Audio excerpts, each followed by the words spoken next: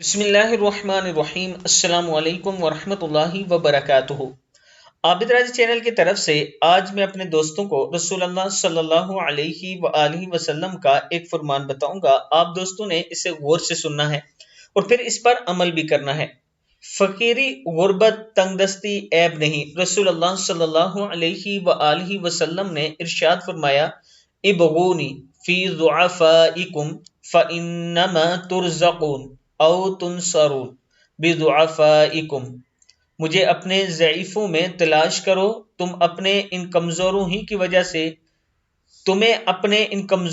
کی وجہ سے رزق دیا جاتا ہے اور تمہاری مدد کی جاتی ہے۔ ابو داؤد میں، نسائی میں، مشکات شریف میں یہ حدیث موجود ہے۔ دوستو، ایک بات یاد رکھنا کہ جو لوگ معاشرے میں ضعیف ہوتے ہیں، بوڑھے ہوتے ہیں، ان کا خصوصی خیال رکھا کریں۔ اگر آپ کے سامنے وہ ہاتھ پھیلا دیں تو انہیں انکار نہ کیا کریں، جو کچھ ہو وہ دے دیا کریں۔ جو غریب ہیں، جو یتیم ہیں، ان کی مدد کیا کریں۔ اپنے معاشرے میں اپنے پڑوسیوں کا خیال رکھا کریں۔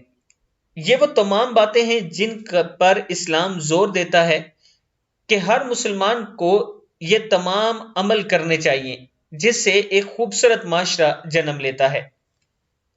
میں اپنے دوستوں سے گزارش کروں گا کہ آپ نے اس پر ضرور عمل کرنا ہے۔